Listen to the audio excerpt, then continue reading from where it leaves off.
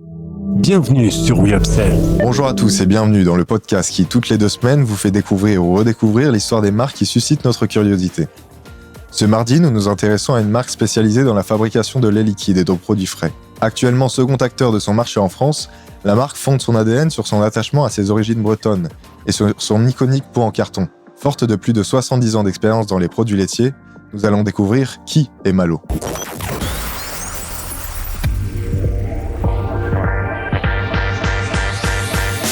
Je suis censé animer une émission. Marcom, le podcast focus sur les marques qui font le marché. Toutes les 2 semaines. Le mardi, toutes les 2 semaines, présenté par Lucas, L'histoire des marques. avec le soutien d'Upsell, spécialiste de la force de vente externalisée et supplétive. Il faut que ça pop. Excuse ma belle, l'histoire m'appelle. L'histoire commence à Saint-Malo, en Bretagne. C'est en 1948 que Raymond Guizard, alors directeur de l'usine laitière de Chef Dupont, où il crée la crème dessert Mont-Blanc, fonde la laiterie de Saint-Malo, couramment abrégée Malo. Ce dernier introduira la centrale laitière Malouine, afin de fournir la cité corsaire en lait pasteurisé, beurre et lait ribot. Dans un contexte d'après-guerre et profitant de la loi interdisant l'approvisionnement en lait cru des villes de plus de 30 000 habitants, l'usine produira rapidement plus de 20 000 bouteilles par jour. C'est dans les années 1950 que les premiers produits frais Malo apparaissent. On peut notamment citer les goélands, yaourt nature en pot de verre lancé en 1952, les yaourts empressurés chocolat et caramel, mais aussi et surtout les petits Suisses, commercialisés en boîte carton. Véritable marque de reconnaissance, le pot carton est étroitement associé à la signature Malo. Il est garant du savoir-faire d'origine. Pourtant, l'utilisation de ce pot carton tronconique n'est pas due à son esthétisme ou à son côté vintage, mais aux qualités particulières de sa forme. Puis, c'est dans les années 1970 que la gamme des fromages frais Malo voit le jour.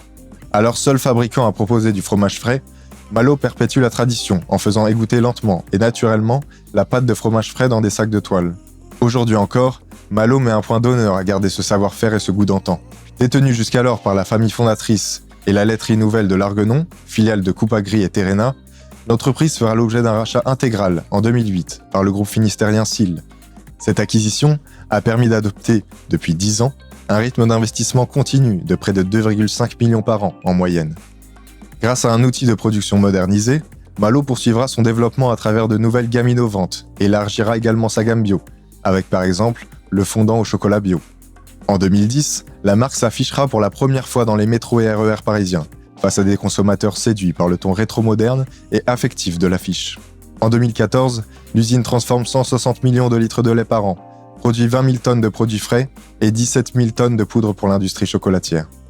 Avec un chiffre d'affaires multiplié par 2 en 10 ans, Malo affichera en 2019 un chiffre d'affaires de 105 millions d'euros, dont 40% à l'export. Une montée en puissance mémorable pour la marque, qui, grâce à sa nouvelle stratégie d'investissement, se trace un avenir radieux. Un grand merci à vous pour votre écoute. On se donne rendez-vous dans 2 semaines pour découvrir l'histoire de nouvelles marques. En attendant, réagissez en commentaire ou sur nos différents réseaux sociaux. Les équipes d'Upsell et moi-même, vous souhaitons d'excellents moments à tous. Bye bye. Il faut que ça pop. Excuse ma belle, l'histoire m'appelle.